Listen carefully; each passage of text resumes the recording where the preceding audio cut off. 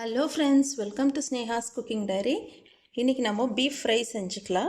1/2 kg beef நம்ம அப்படியே குக்கரில் போட்டு பாயில் பண்ணிக்கலாம். ஒரு 2 விசில் வர வரைக்கும் நம்ம விட்டுட்டு இதை பாயில் பண்ணிக்கலாம். இந்த பீஃப்க்கு தேவையான அளவு உப்பு, நான் ஒரு 1/2 டீஸ்பூன் அளவு தான் உப்பு போட்டிருக்கேன். மஞ்சள் பொடி போட்டுக்கலாம். ஒரு 1/2 டீஸ்பூன் அளவு மஞ்சள் பொடி போட்டுக்கலாம். 2 டீஸ்பூன் அளவு மிளகாய் பொடி போட்டுக்கலாம். 1 ஸ்பூன் அளவு மிளகுத்தூள் போட்டுக்கலாம். Pepper powder, chilli powder, turmeric powder, salt இதெல்லாம் போட்டுட்டு கொஞ்சம் தண்ணி ஊற்றிக்கலாம். பீஃப் குக் ஆகிறதுக்கு தண்ணி, இந்த பீஃப் இது நல்லா வெந்து வரட்டும்.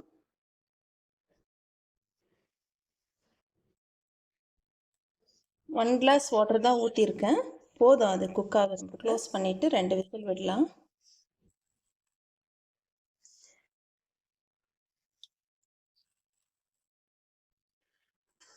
ஒரு 2 விசில் விட்டு எடுத்துக்கலாம். பீஃபு குக் ஆயிடுச்சு.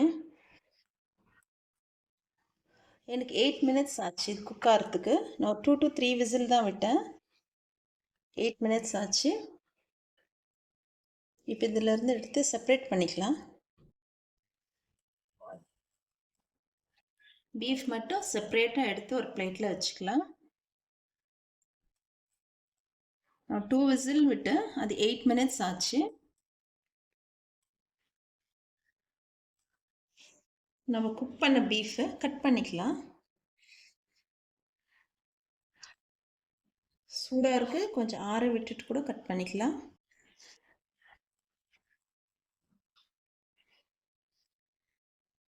இந்த மாதிரி லாங்காக கட் பண்ணி எடுத்துக்கணும்.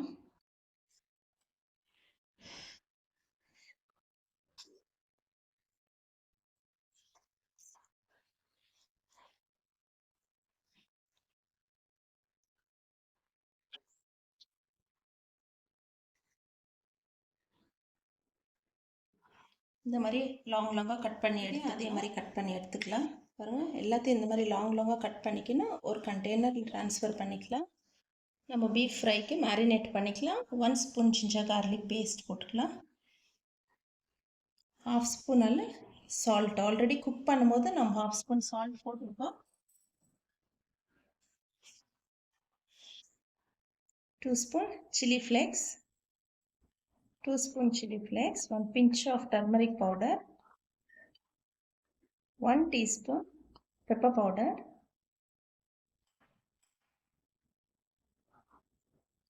2 teaspoon corn flour போட்டுக்கலாம். 1 egg,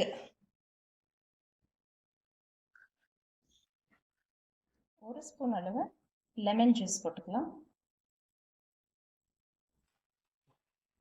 இதெல்லாம் நல்லா மிக்ஸ் பண்ணிக்கலாம்.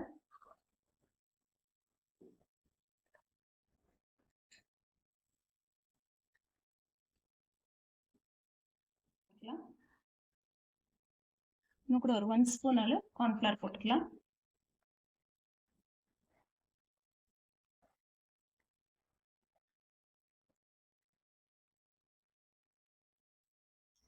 நம்ம தண்ணி தேவைப்பட்டால் பீஃப் வேக வச்சு ஸ்டாக்கு கொஞ்சம் ஊற்றிக்கலாம்.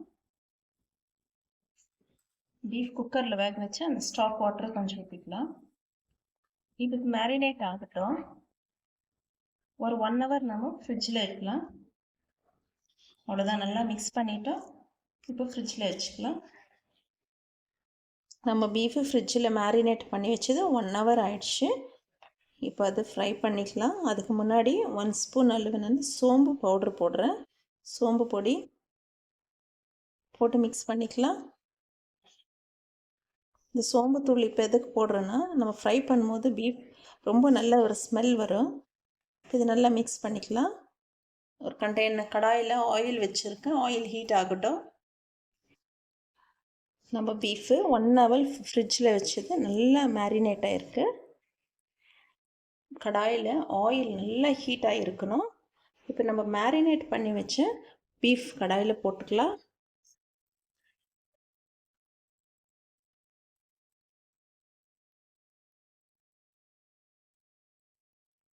கொஞ்ச நேரம் விட்டுட்டு அப்புறமா நம்ம திருப்பி போட்டுக்கலாம்.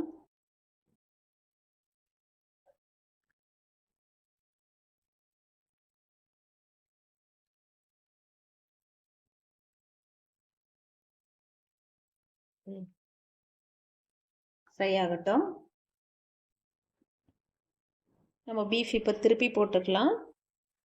நம்ம போட்ட உடனே திருப்பக்கூடாது, எப்பவுமே கொஞ்ச நேரம் விடணும்.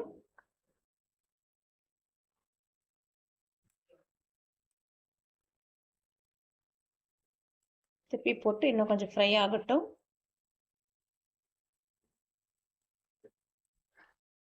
நம் பீஃப் சூப்பராக ஃப்ரை ஆயிடுச்சு. இப்போ எடுத்துக்கலாம்.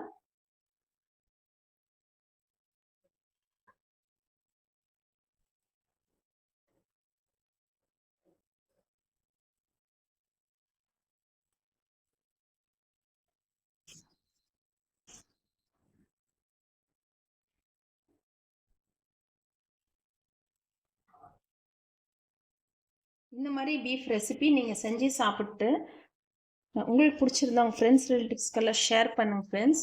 எப்படி இருந்துச்சுன்னு எனக்கு கமெண்ட்ஸ்லேயும் தெரியப்படுத்துங்க.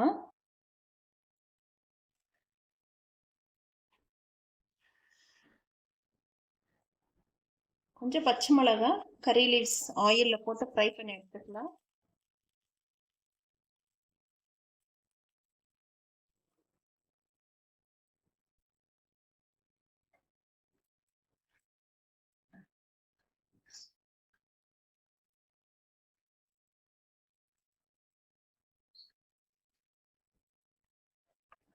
ஓகே ஃப்ரெண்ட்ஸ், சூப்பராக நம்மளுக்கு பீஃப் ஃப்ரை ரெடி ஆயிடுச்சு. நீங்களும் இதே மாதிரி ட்ரை பண்ணுங்கள், என்ஜாய் பண்ணுங்கள் ஃபேமிலியோட. தேங்க்ஸ் ஃபார் வாட்சிங். பாய்.